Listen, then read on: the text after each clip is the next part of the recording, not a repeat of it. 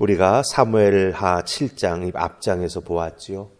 하나님께서 다윗의 그 성전 짓기를 소망하는 간절한 마음만 받았습니다.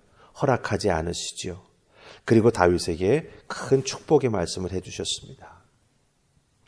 다윗이 그 다음에 하나님 앞에 들어가 앉아서 기도를 했지요. 다윗은 하나님이 하신 말씀, 특별히 축복의 말씀을 붙잡고 하나님 앞에 들어가 앉아서 기도했습니다. 그래서 다윗이 그 기도한 내용이 여러 가지가 있지만 우리 7장 마지막 절 29절을 보시기 바랍니다. 다윗이 자기 기도에 마무리하는 결론으로 하나님 앞에 이렇게 간구하는 것을 보게 됩니다. 이제 청하건대 종의 집에 복을 주사 주 앞에 영원히 있게 하옵소서. 주 여호와께서 말씀하셨사오니 주의 종의 집이 영원히 복을 받게 하옵소서 하니라. 아멘. 이렇게 자기의 기도를 마무리합니다. 하나님 말씀해 주셨으니 저는 그 말씀 믿고 앞으로 나아가 합니다. 뒤로 돌아서지 않겠습니다. 하나님 닫으신 문을 내 힘으로 열어보겠다고 잘못된 힘을 쓰지 않겠습니다. 하나님 말씀만 의지하며 나아가겠습니다. 이 기도를 하는 거예요. 이렇게 기도를 마치고 나와서 이제 다윗이 주변에 있는 이방 족속들과 전쟁을 하기 시작을 합니다. 여러 나라의 이름이 나오지요. 근데 여기에서 다윗이 졌다라고 하는 표현을 찾을 수 있습니까? 없습니다. 하나님 앞에 기도하고 나와 하나님 약속의 말씀만 붙잡고 다윗이 앞으로 나아갈 때 하나님께서 다윗의 기도에 어떻게 응답해 주셨는지 그 다윗의 기도에 대한 하나님의 응답의 모습이 오늘 말씀 속에 쭉 나오고 있다고 하는 거예요. 우리가 대표 구절 우리 1절 말씀 8장 1절 말씀 함께 읽으십시다. 자, 1절 찾으셨죠? 같이 읽습니다. 시작. 그 후에 다윗이 블레셋 사람들을 쳐서 항복을 받고 블레셋 사람들의 손에서 메뎀 암마를 빼앗으니라. 아멘.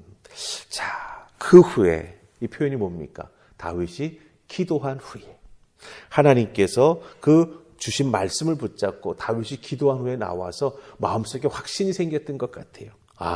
하나님의 말씀을 붙잡고 나아가면 하나님이 그 말씀하신 바를 꼭 나에게 이루어 주실 것이다. 그래서 그 마음 단단히 먹고 기도한 후에 이제 블레셋을 향해서 나아가 전쟁을 벌이게 됩니다.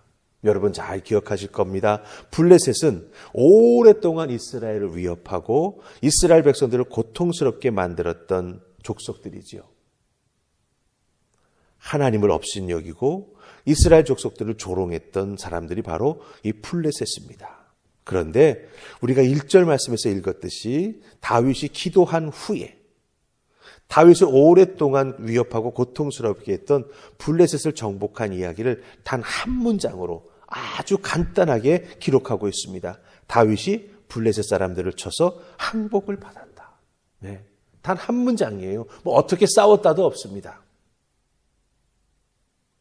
그리고부터 여러분들 잘 보셔야 돼요. 사무엘 상하를 통해서 여기까지 그 이스라엘의 사사시대를 통해서 쭉 나오는 그 역사 속에서 블레셋의 이름이 약 170번 이상 성경에 기록되어 있다고 말합니다. 성경 전체가 아니라 사무엘 상하까지 말하는 거예요. 그런데 이 다윗이 블레셋과 싸워서 항복을 받은 다음부터 히스기야 왕 때까지 블레셋이 다시는 언급되지가 않습니다. 이스라엘 역사에서. 그러니까 다윗은 주전 한 1000년도에 살던 사람이거든요. 그럼 히스기야 왕은 언제 때 사람이냐?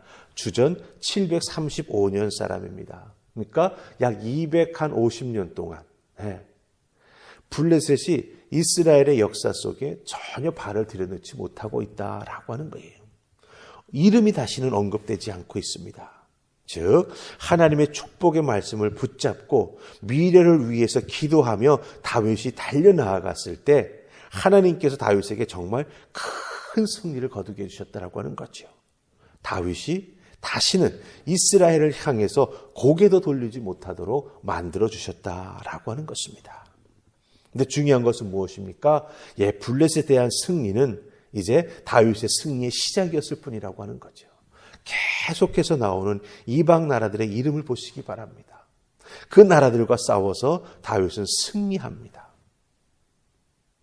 단순히 전쟁에서 승리한 것만이 아니라 주변 나라를 다스리는 위치에까지 오르게 되는 것을 보게 됩니다.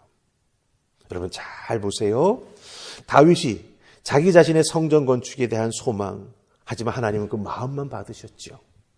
거기에 대해서 꽁한 마음 갖지 아니하고 시험에 빠지지 아니하고 하나님 닫으신 문을 내 힘으로 열어보겠다고 인간적으로 애쓰지 아니하고 오히려 하나님 주신 축복의 말씀을 꼭 붙잡고 순종하는 마음으로 미래를 향해서 기도하며 나아갈 때 다윗에게는 더욱더 큰 하나님의 은혜와 축복이 임했다라고 하는 것.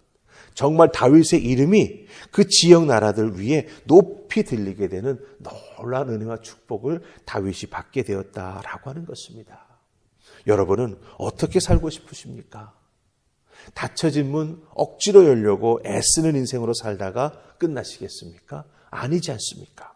하나님이 막으신 데에는 이유가 있다라고 하는 거예요.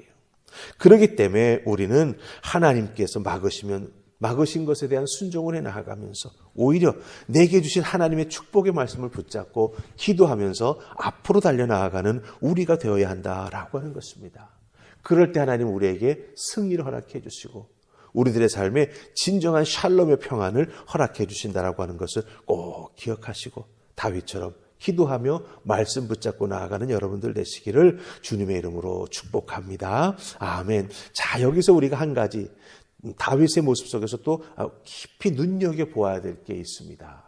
다윗이 왜 이렇게 하나님 앞에 칭송받는 하나님의 마음에 합한 자가 되었는가? 아주 또 하나 귀한 모습을 발견합니다. 우리 11절 말씀 읽습니다. 같이 읽습니다. 자, 시작. 다윗 왕이 그것도 여호와께 드리되 그가 정복한 모든 나라에서 얻은 은금. 아멘. 자, 이게 무슨 뜻입니까? 전쟁에 나가서 승리를 하게 되면 전리품을 얻게 됩니다. 근데 그 중에서 은과 금과 놋그릇 이런 것들을 다 하나님께 드렸다. 이렇게 말하고 있는 것을 보게 됩니다.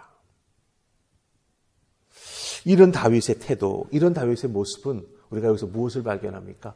다윗이 싸우고 있는 모든 전쟁은 하나님을 위한 하나님의 말씀을 따르는 거룩한 전쟁으로 규정하고 있다고 하는 거예요. 자기의 명성을 떨치기 위해서 전쟁을 벌인 게 아니라고 하는 겁니다. 하나님께서 이방 족속들을 다 멸하라고 말씀하셨기 때문에 그 말씀에 따라 순종해 나아가는 거룩한 전쟁으로 규정하고 그 모든 것을 하나하나 치르고 있다고 하는 거예요. 거룩한 전쟁이기 때문에 그 전쟁에서 얻은 전리품에서 귀한 것들은 전혀 손대지 아니하고 하나님께 다 올려드리고 있다라고 하는 것입니다. 근데 중요한 것은 무엇인지 아십니까?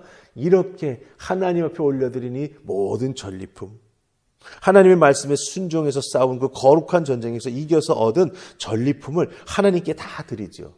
근데 나중에 이 전리품이 무엇을 위해서 쓰입니까? 솔로몬의 성전 건축을 위해서 쓰이게 됩니다. 이런 모습은 다윗 왕의 앞에 있던 왕이 누구지요? 사울 왕이죠. 사울 왕과는 너무나 다른 다윗의 모습을 보게 됩니다. 사울 왕은 승리했다고 자기의 기념비를 세웠습니다. 하지만 다윗은 기념비를 세우지 않았습니다. 오히려 그 큰 승리 뒤에 자만하지 아니하고 하나님 앞에 더욱더 겸손해지면서 하나님의 영광을 위해서 전쟁에서 얻었던 승리의 모든 것들을 하나님께 올려드리는 모습을 발견하게 된다고 하는 거죠. 그럴 때 하나님이 오히려 더욱더 다윗을 축복하시는 것을, 그 자손들도 축복하시는 것을, 형통의 은혜를 주시는 것을 우리가 발견합니다. 여기서 우리가 다윗의 또한 귀한 믿음을 보게 되죠. 하나님 내 마음을 받으셨으니 하나님께서 내 자녀들에게서 하나님의 성전을 짓게 해주시겠다고 약속해 주셨으니 그것을 위해서 내가 믿음으로 준비하며 나아간다. 그 성전 건축의 씨앗을 내가 심겠다. 기도하면서 하나님께 하나하나 모든 귀한 것들을 올려드리는 것을 보게 됩니다. 하나님께서 다윗을 높이 세우신 이유가 바로 이런 것이구나라고 하는 걸 우리가 다시 한번 확인할 수 있다라고 하는 거죠. 기도하면서 하나님 말씀 붙잡고 하나님께서 어떻게 응답해 주셨는지를 잘 기억하고 그 말씀이 이루어질 수 있도록 씨앗을 심는 다윗이었다라고 하는 거예요. 우리는 당대에, 내 때에 하나님의 은혜와 축복 맛보기를 사실은 소망하죠. 그것이 나쁜 건 아닙니다. 그러나 우리들이 믿음의 부모로서 또한 자녀들을 위해서 축복의 씨앗을 심을 줄 아는 우리가 되어야 한다라고 하는 거지요. 다윗은 그것을 했습니다. 그것을 했기에 다윗은 정말 이스라엘의 모든 왕을 판단하는 기준이 될 수 있었어요. 다윗처럼 하나님을 따르며 섬겼는가? 그렇지 않은가? 이런 기준이 되는 삶을 살아갈 수 있다고 하는 게 얼마나 큰 은혜입니까? 우리들도 우리들의 자녀들을 위해서 이런 믿음의 모습 지켜나가십시다. 이런 기도의 모습 꼭 자녀들에게 유산으로 물려주십시다. 그리고 자녀들을 위해서 하나님 앞에 믿음으로 기도하며 자녀들에게 축복의 씨앗을 심는 여러분들 다 되실 수 있기를 주님의 이름으로 축복합니다. 아멘. 우리 기도하십시다. 주님 고맙습니다. 다윗이 하나님 옆에 들어가 앉아서 기도했다라고 하는 7장의 말씀 속에서 다윗이 정말 어렵고 힘들 때마다 왜 하나님을 찾았는가 더욱더 알게 됩니다. 그 마음속에 아픔도 있고 또한 좌절감도 있었을 터이지만 오히려 그것은 뒤로 하고 하나님 약속의 말씀을 붙잡고 나아가 아버지 앞에 매달려 기도하는 다윗의 모습을 봅니다. 그 기도하는 위대한 다윗의 모습 우리도 따라갈 수 있도록 주여 도우시고 특별히 그 다윗의 기도에 응답해 주시는 하나님의 은혜가 얼마나 크고 또 큰지 다시 한번 오늘 말씀을 통해서 확인합니다. 우리들도 다윗처럼 말씀 붙잡고 기도하는 자, 미래를 위해서 말씀으로 나아가는 자, 자녀들을 위해서 축복의 씨앗을 심는 자들 다 될 수 있도록 도와주시옵소서. 그리하여 부모된 우리들의 믿음이 하나님 옆에 은혜를 받는 통로가 되게 하시고 자녀들을 위한 우리들의 기도가 하나님의 은혜와 은총으로 열매 맺는 놀라운 하늘의 은혜를 더하여 주시기를 소망합니다. 가정마다 이런 아름다운 모습이 충만할 수 있도록 이 주의 재단 하나님의 자녀들 그 가정마다 하나님 복의 복을 더하시며 축복하여 주시옵소서. 부모된 우리들이 다윗과 같은 책임이 있음을 깨달아 알고 말씀 붙잡고 기도하며 축복의 씨앗을 심는 부모들이 다 될 수 있도록 도와주시옵소서. 아버지 도우시고 인도주실 줄 믿고 예수님 이름으로 기도하옵나이다. 아멘.